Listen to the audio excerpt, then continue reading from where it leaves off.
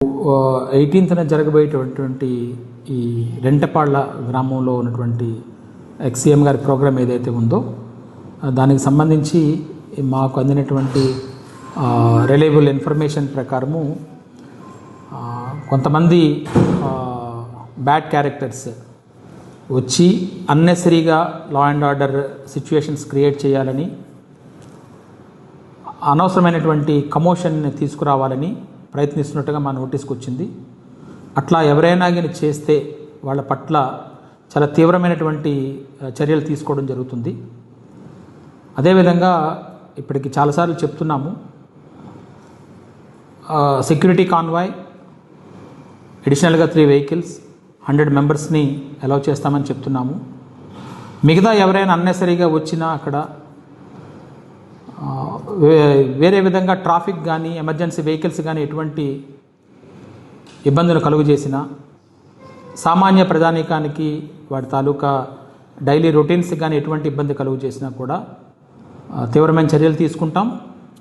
వాళ్ళని మొబిలైజ్ చేస్తున్నటువంటి వాళ్ళు ఎవరైతే ఉన్నారో వాళ్ళ పట్ల కూడా తీవ్రమైన చర్యలు తీసుకుంటాము. చట్టపరమైన చర్యలు కూడా తీసుకోవడం జరుగుతుంది.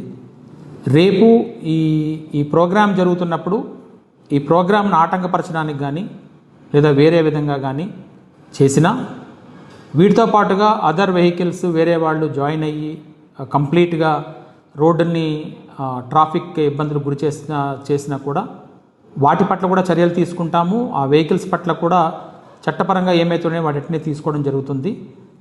రేపైతే మాత్రము లా అండ్ ఆర్డర్కి ఎటువంటి విఘాతం కలిగినా కూడా వారి మీద చట్టపరంగా తీవ్రమైనటువంటి చర్యలు తీసుకోవడం జరుగుతుంది. ఆ విధంగా ప్రోత్సహించినటువంటి వ్యక్తుల మీద కూడా కంప్లీట్గా ఎవిడెన్స్ తీసుకుంటున్నాము.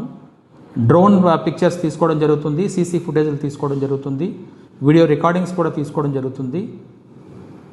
అయిపోయిన తర్వాత అయినా కూడా వాటిని ఐడెంటిఫై చేసి వాళ్ళ మీద చట్టపరమైనటువంటి చర్యలు ఖచ్చితంగా తీసుకుంటామని తెలియజేస్తున్నాము. ప్రశాంతమైన వాతావరణంలో ఇది జరగాలి తప్పించి వేరే విధంగా జరగడానికి ఎవరైనా కూడా ప్రయత్నిస్తే వాళ్ళ పట్ల చాలా తీవ్రమైనటువంటి చర్యలు అయితే తీసుకుంటాము.